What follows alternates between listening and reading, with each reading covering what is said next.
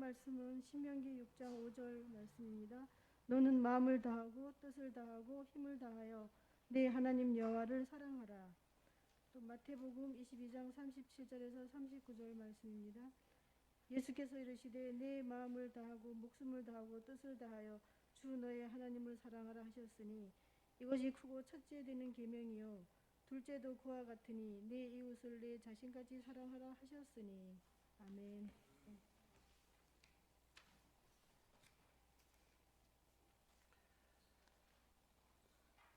오늘은 신명기 6장 5절, 마태복음 22장 37절 39절의 말씀 가지고 전념의 삶과 신앙 두 번째 사랑하기, 이런 말씀의 제목으로 하나님 말씀 나누기 원합니다. 코로나 사태가 이제 뭐 그렇게 많이 남아있는 것 같지는 않지만 이 코로나가 우리에게 준 여러 가지 사회적인 삶의 변화, 그리고 우리의 삶에 주는 여러 가지 영향과 요소들이 굉장히 많이 있습니다. 긍정적인 측면의 것들도 있고 또 반대적으로 부정적인 측면의 요소들도 굉장히 우리의 삶 가운데 많이 덮쳐왔습니다. 그 중에 하나가 사람들이 불안하고 왠지 초조한 감정, 그리고 작은 일에도 자꾸 분노하고, 그리고 또 다른 한편으로는 사람들을 만나지 못하고 또 어디 자기가 가고 싶은 곳을 갈 수 없기 때문에 굉장히 우울함이 밀려들고 하는 그런 부정적인 감정들이 우리의 마음속에 조금씩 자라기 시작했습니다. 극기하는 많은 사람들이 사람들의 눈치, 사회적인 눈치를 보는 것에 익숙해져서 일련의 사람들은 약간의 무기력증에 시달리기도 하였다라고 하는 그런 보고가 있습니다.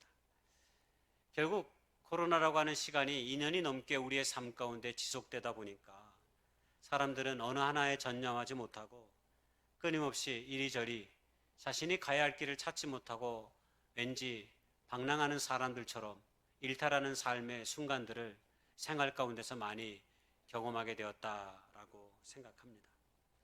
그래서 오늘은 우리가 이런 상황의 때에 이런 사회적인 현실 속에서 우리가 우리의 삶 가운데서 다시 한번 우리가 마음을 모두 전념하여 나아갈 삶과 그 신앙의 지표가 있다면 그것은 무엇인가 하는 것을 오늘 좀 생각해 보려고 합니다.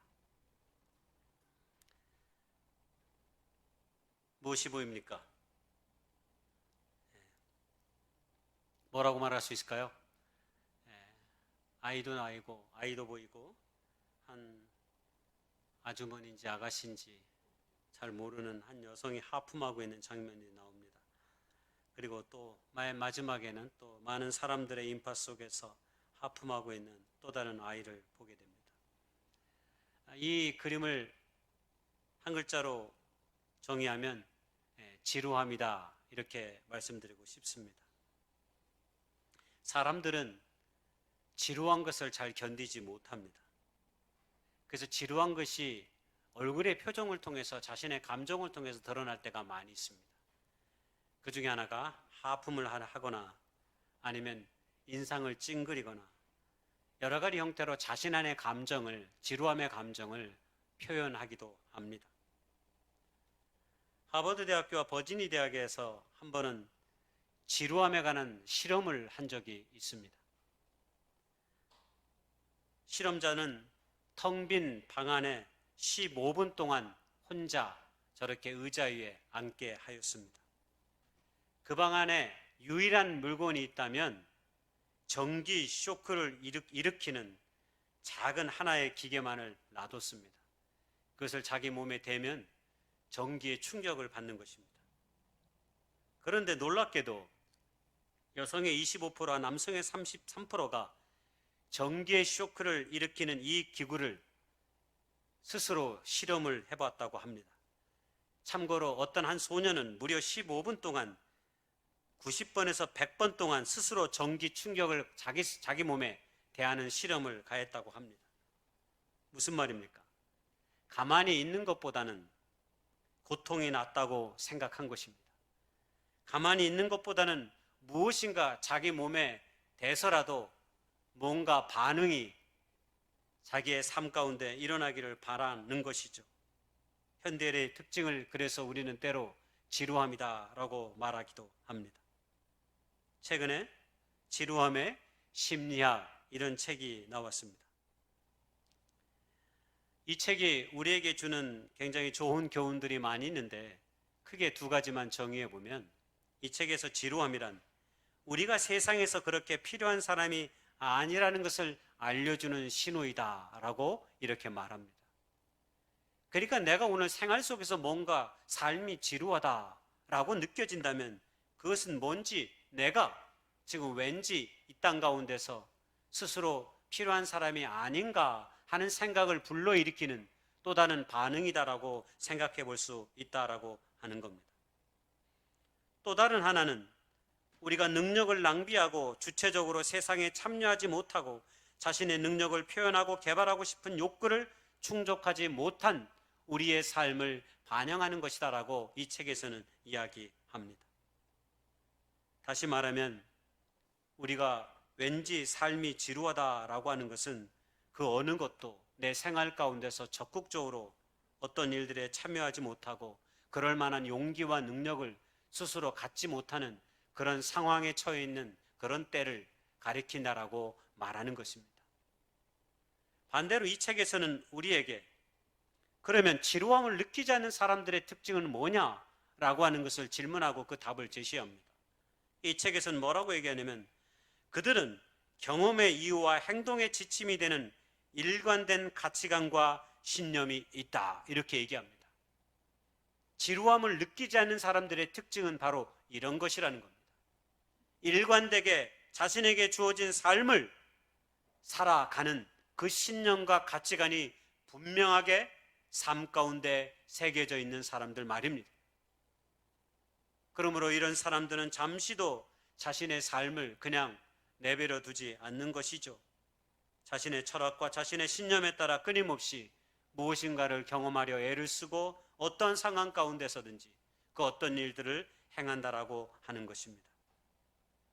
결국 지루함을 극복한다고 하는 것은 우리는 무엇인가에 전념하며 충실하게 지내는 삶을 우리에게 제시하고 있는 것입니다. 사람들은 지루함을 이길 수 있는 다양한 방식을, 다양한 방법을 우리에게 이것도 해보고 저것도 해보라고 끊임없이 우리에게 몰아치지만, 물론 그것도 필요하지만 끊임없이 우리가 무엇인가에 그 어떤 것이든 하나이든 두 개이든 상관없이 오랜 시간 동안 그 일에 전념하며 충실하게 성실하게 지내게 되면 우리는 자연스럽게 지루함의 현실을 때로 극복할 수 있다라고 말하는 것입니다. 일전에 한번 소개했던 제임스 K. 스미스라고 하는 사람이 습관이 영성이다라는 책을 썼는데 여기 첫 장의 제목이 뭐라고 소개되고 있냐면 당신이 사랑하는 것이 바로 당신이다. 이런 첫 제목의 장으로 그 책을 시작합니다. 저는 이 말씀이 너무 인상적이어서 머릿속에 담아두었습니다. 이 말은 결국 우리가 뜨겁게 어떤 것들을 사랑하고 있는 것이 나라고 하는 존재를 그대로 드러내주고 있다라고 하는 것입니다. 마약하는 사람들은, 한국에는 그런 사람들이 별로 없지만 미국에서는 마약하는 사람들이 그렇게 많다고 합니다.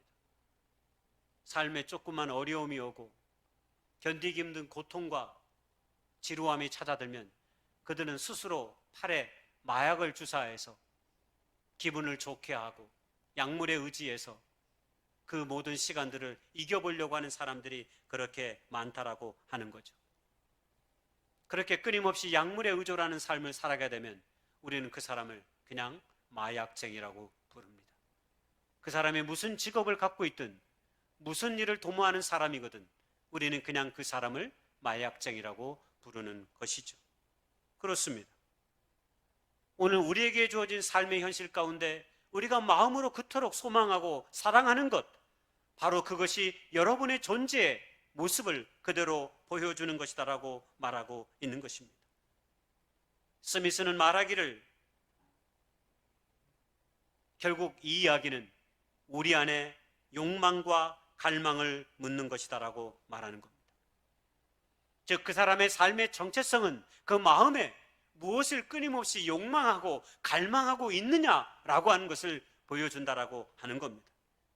그리고 그 욕망하고 그 갈망하는 것이 무엇이냐에 따라서 그 사람의 정체성이, 그 사람의 본 모습이 그대로 보여지고 드러난다라고 하는 것입니다. 생각해 보십시오. 우리의 모든 삶의 행동과 태도가 어디서 나오는 것입니까? 우리가 마음속으로부터 끊임없이 갈망하고 욕망하는 그 마음에서 그 모든 것이 드러난다라고 하는 것입니다.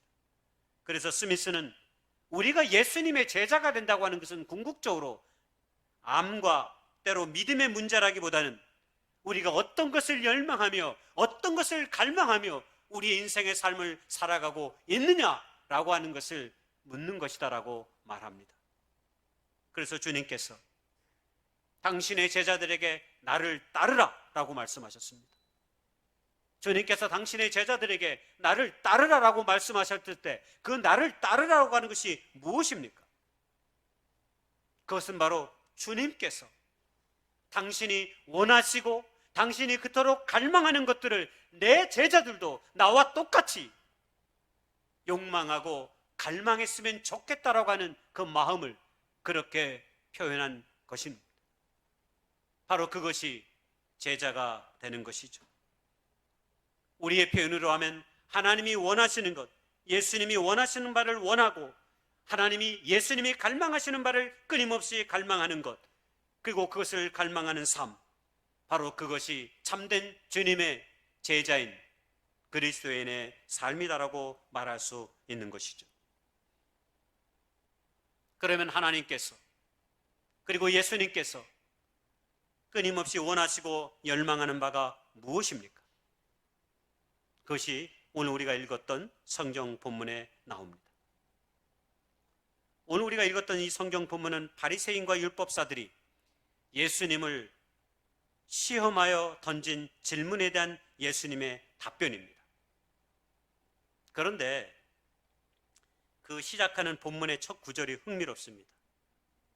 그것은 예수께서 이미 사두개인들과 이 비슷한 질문한 답변의 과정을 이미 그 앞절에 사실 소개하고 있는데 그 내용이 뭐라고 성경에 소개되어 있냐면 말문을 막아버리게 할 만큼 꼼짝달싹 없는 그런 답을 연거푸 2번에 걸쳐서 예수님을 시험하려고 하는 이 사람들에게 주었다라고 하는 것입니다. 그러면 오늘 본문에 나오는 이 바리새파 사람들과 율법학자들에게 예수님이 답한 이 질문에 앞선 사두개인들에게 예수님을 시험하여 던진 질문에 대한 내용이 무엇입니까? 오늘 우리가 읽지는 않았지만 그 내용은 부활에 가는 것입니다.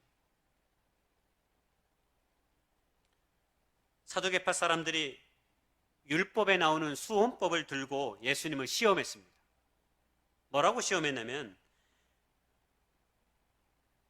한 가족 중에 형이 후손이 없이 죽었을 경우 동생이 형수와 결혼하는 것을 우리가 수혼법이라고 말합니다. 율법에 형의 가문이 끊어지지 않도록 하기 위해서 이런 제도를 만들어 놓은 거죠. 이것이 창세기 38장 다말에 관한 이야기에서 처음 등장합니다. 그래서 빗대어 사두개인들이 예수님께 시험한 거죠. 그러면서 그 앞절에 성경 본문에 보면 무려 7의 형제의 이야기를 해요. 맏아들이 장가들어서 죽게 됐는데 후사를 얻지 못해 죽었을 때 둘째부터 7째까지 차례대로 결혼을 하게 되고 마침내 여자도 죽으면 마지막 부활의 때 그 여자는 누구의 아내가 되겠느냐라고 하는 질문이었던 것입니다. 그들은 예수님을 공경에 빠뜨리는 듯 하였지만 결국 예수님은 그들의 무지를 지적합니다. 여러분 생각해 보십시오.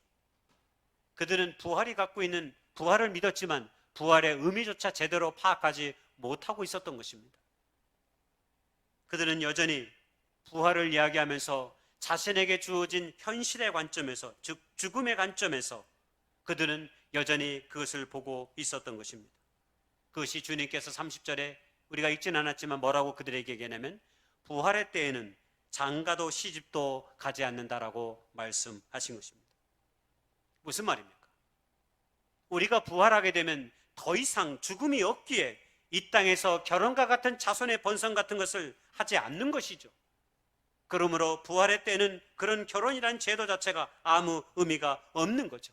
왜냐하면 우리는 하나님의 거룩한 나라에서 오직 하나님과 영원한 생명의 관계 속에 우리가 서 있게 되기 때문입니다. 그래서 주님께서는 말씀하시기를 하나님은 죽은 자의 하나님이 아니라 살아있는 자의 하나님이시다라고 말씀하신 것입니다. 바로 이 말씀에 사두개인들이 더 이상 답변할 말을 찾지 못했던 것입니다. 그리고 이어서 오늘 본문의 두 번째로 또 바리새인과 율법 교사들이 예수님을 시험하여 물은 것입니다. 율법의 가장 큰 계명이 무엇이냐고 말입니다. 예수님을 시험하고 면박 주려고 하는 태도를 갖고 있었던 거죠. 왜냐하면 자신들은 율법에 대해서 누구보다도 충실한 사람들이었기 때문입니다. 여러분, 이 질문을 제가 쉽게 해보면 아마 이런 것입니다. 세상에서 가장 중요하고 귀한 일이 무엇이냐? 아마 이렇게 묻는 것입니다.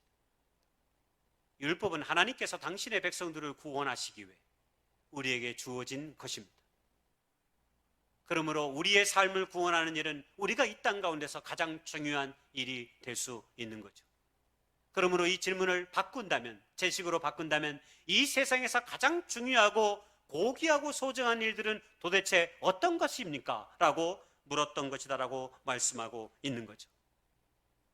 이 말씀에 대한 예수님의 답변이 바로 우리가 두 번에 걸쳐서 읽었던 신명기 6장 5절의 말씀을 빗대어서 오늘 마태복음 22장 37절에서 39절까지 말씀하신 것입니다.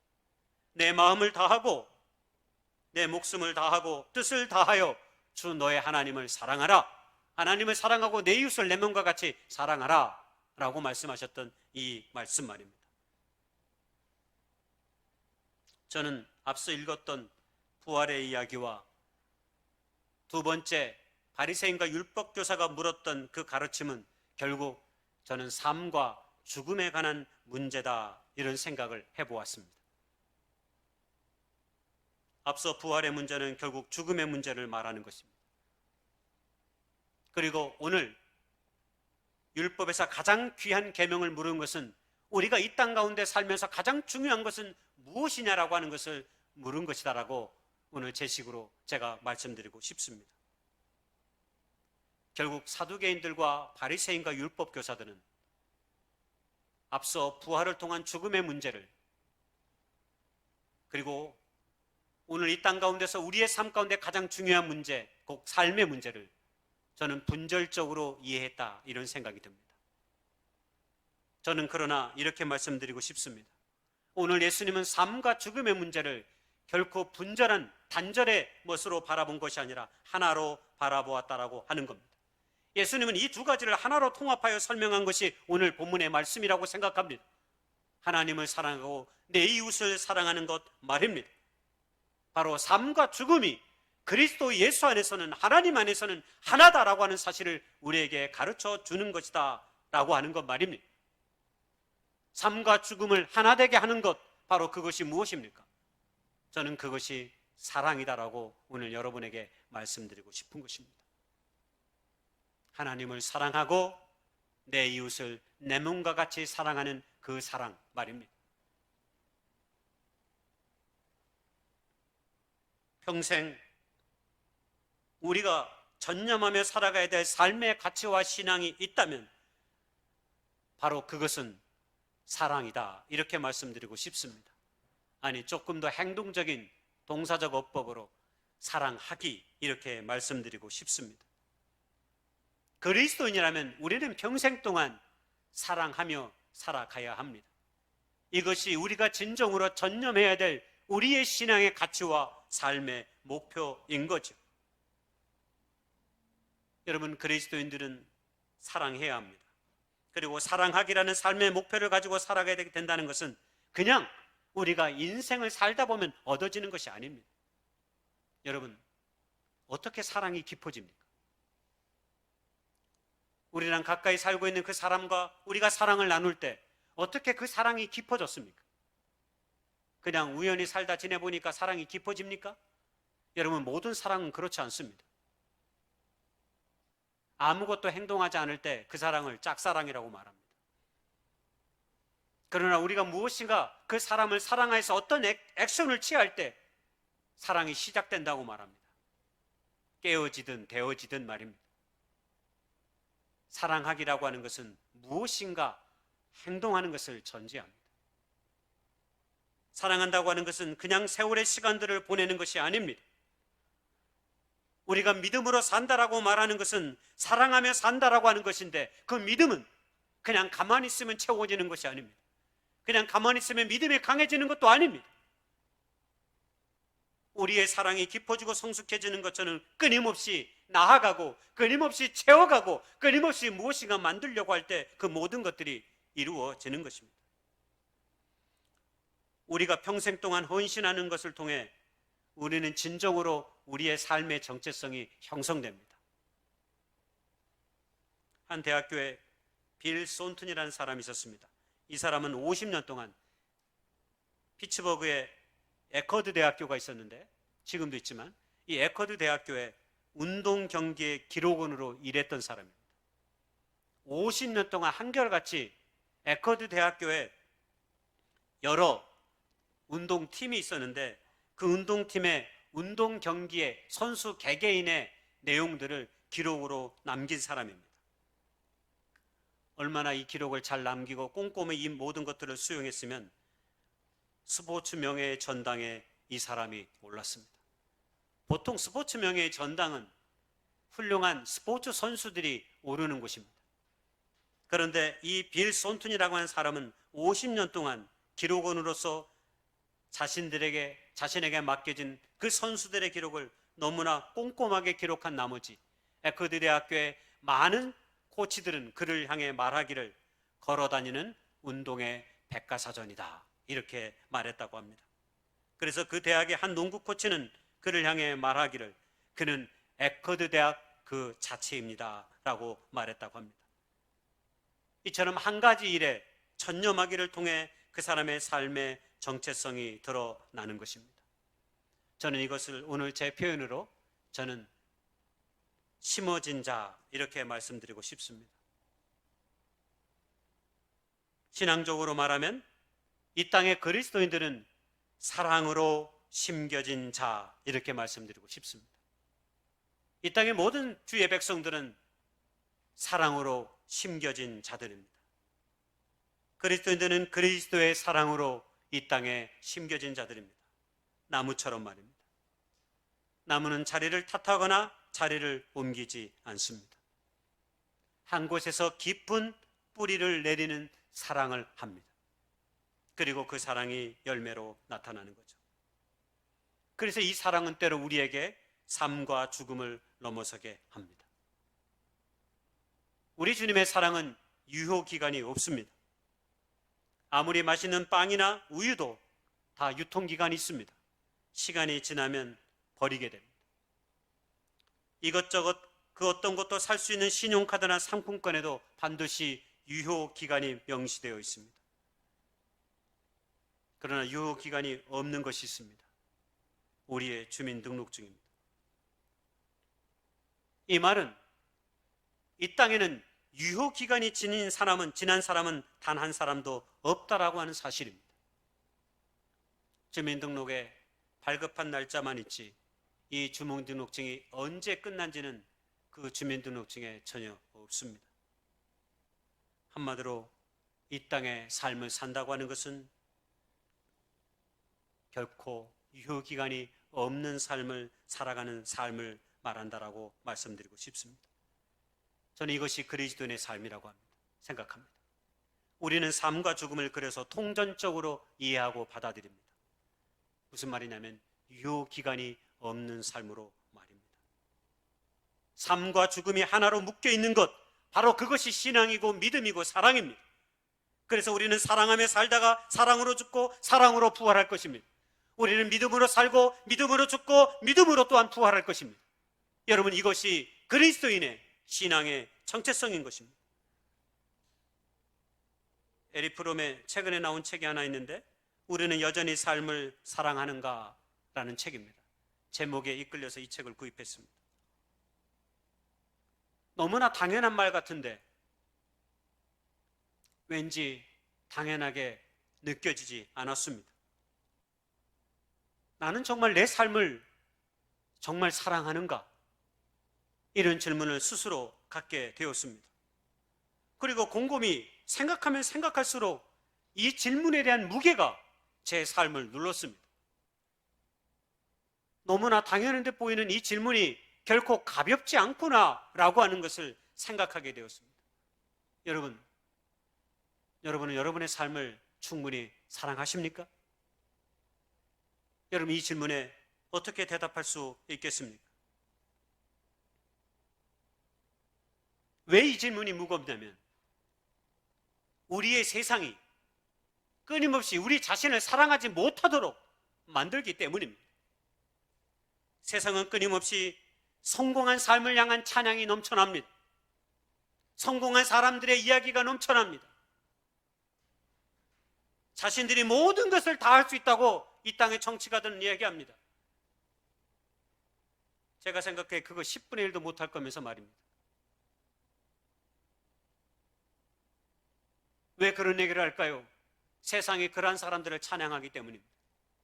세상 사람들이 그런 사람들을 높이기 때문입니다.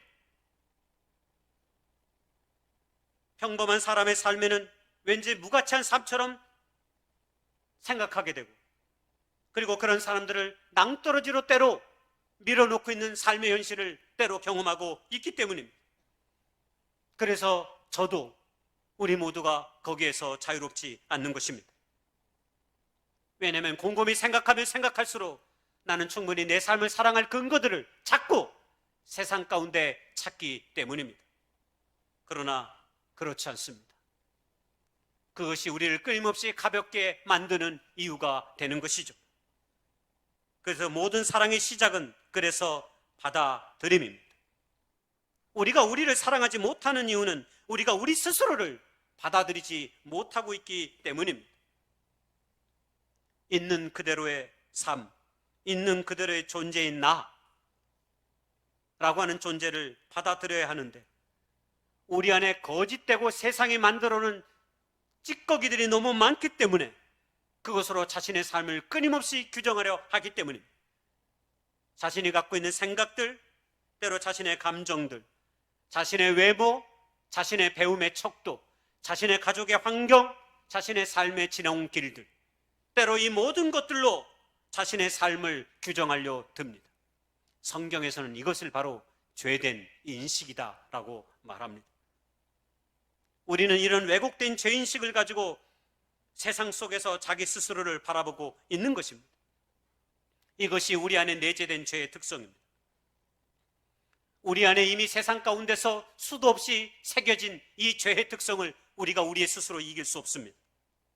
이 찌꺼기들을 아무리 벗어버리려고 해도 우리의 삶을 너무나 자주 침범해 들어옵니다. 예수님이 십자가에 못 박히신 것은 바로 이런 죄된 인식으로부터 결국 우리를 씻어주기 위해서였던 것입니다. 즉 하나님 안에서, 세상 안에서가 아니라 하나님 안에서 나를 바라볼 수 있게 하기 위해서 말입니다. 그렇게 하기 위해서 예수님이 이 땅에 오신 것입니다. 한마디로 자아에 대한 분명한 새로운 인식이 우리에게 요청되는 거죠. 제가 처음으로 예수님을 믿음으로 고백하고 하나님께서 살아계시는구나 라는 사실을 깨달았을 때 제 영혼이 변화되었음을 저는 알게 되었습니다. 그때 당시 여전히 나는 어리고 여전히 저의 한쪽 눈은 보이지 않았지만 나의 성적은 하루아침에 널뛰기처럼 상승하지도 않았지만, 그리고 내 삶의 환경은 극적으로 변화되지도 않았지만, 여전히 힘든 상황이었지만, 그러나 저는 제 삶이 새로운 삶이 되었음을 깨달았고 알게 되었습니다. 그런 감정과 그런 생각이 저의 마음을 휘몰아쳤기 때문입니다.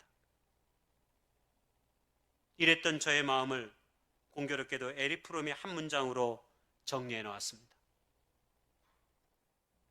사랑은 존재에 만족하는 능력이다. 저는 이 문장을 읽고 환희했습니다. 그렇습니다. 제가 느낀 게 바로 이것이었기 때문입니다. 하나님의 사랑에 저를 바라보는 눈이, 제 스스로 저를 바라보는 생각이 바뀌었기 때문입니다. 그리고 지금도 제가 느끼고 있는 것이 바로 이것입니다. 하나님이 나라고 하는 존재를 세상에 태어나게 하시고 지금까지 존재케 하며 살아가도록 하시게 하는 것. 내가 이 땅 가운데서 무엇을 성취해서가 아니라 네가 그럴듯한 인생의 길을 잘 걸어서 네가 사랑받는 존재다라고 하는 그런 것이 아니고 그냥 나라고 하는 그 사람 그 자체를 있는 그대로 사랑하시는 그 하나님, 그 하나님이 예수 그리스도 안에서 믿어졌을 때 저는 제 영혼의 지각의 변동이 일어난 것입니다. 바로 이 하나님의 사랑 안에 있다는 사실을 자각하는 것, 바로 이것이 그리스도인들의 그리고 우리 모두의 사랑하기에 출발점이 되는 것입니다. 그래야 굴절된 사랑이 아니라 정직하고 투명한 사랑을 우리가 이 땅 가운데 할 수 있게 되는 것입니다. 세상이 정해놓고 만들어 놓은 잣대에 우리가 굴복당하지 않으면서 세상이 만들어 놓고 세상에 져놓은 잣대에 사람들을 평가하거나 그런 사람들을 사랑하는 일이 아닌 그냥 있는 그대로 하나님의 사랑임을, 그도 하나님의 사람임을 그대로 인정하고 봐주는 것 말입니다. 요한은 그래서 우리에게 하나님의 사랑에 대해서 일찍이 요한일서 4장 7절 9절에서 말씀하신 것입니다. 사랑하는 자들아 우리가 서로 사랑하자. 사랑은 하나님께 속한 것이니 사랑하는 자마다 하나님으로부터 나서 하나님을 알고 사랑하지 아니하는 자는 하나님을 알지 못하나니 이는 하나님은 사랑이심이라. 하나님의 사랑이 우리에게 이렇게 나타난 바 되었사니 하나님이 자기의 독생자를 세상에 보내심은 그로 말미암아 우리를 살리려 하십니다. 하나님의 사랑으로 우리가 살았습니다. 그리고 하나님의 사랑으로 우리가 사랑하게 되었습니다. 먼저는 나를, 그리고 그 다음은 우리의 이웃을. 하나님의 사랑은 우리에게 그 사랑하기의 길을 가르쳐 주신 것입니다. 하나님을 사랑하고 내 이웃을 사랑하는 것 말입니다. 그것이 우리의 사랑하기의 전부입니다. 결국 하나님의 사랑 안에 있는 자들은 하나님을 사랑할 수밖에 없고 우리의 이웃을 끊임없이 환대하며 그를 사랑하는 삶을 가질 수밖에 없는 것입니다. 그것이 내 이웃을 내 몸과 같이 사랑하라라고 말씀하신 것입니다. 하나님 안에서는 삶과 죽음이 구별되지 않습니다. 하나님 안에서는 하나님의 사랑과 이웃 사랑이 그래서 구별되지 않습니다. 하나님의 사랑은 언제나 이 모든 것을 초월하여 이 모든 것을 합하여 오늘 우리의 삶 가운데 말하고 있기 때문입니다. 결론입니다. 여러분 삶이 지루하십니까? 만약 그렇다면 우리가 전념해야 할 것을 아직 완전하게 찾지 못했다라는 것입니다. 그렇다면 하나님 안에서 사랑하며 살아갈 수 있기를 소망하고 축복합니다. 지루할 시간이 느껴지지 않을 만큼 살아갈 수 있습니다. 하나님 안에서 사랑하며 산다는 것은 한 존재로 살아가는 일이며 능동적이고 활동적인 삶의 순간들을 내게 주어진 삶의 순간 속에 영원히 살아간다고 하는 것을 내포하고 있기 때문입니다. 이 사랑 안에 여러분이 거하시기를 바라고 여러분의 평생의 삶이 사랑하기에 마침표를 찍는 믿음의 사람들이 다 될 수 있기를 주님의 이름으로 축복하고 소망합니다.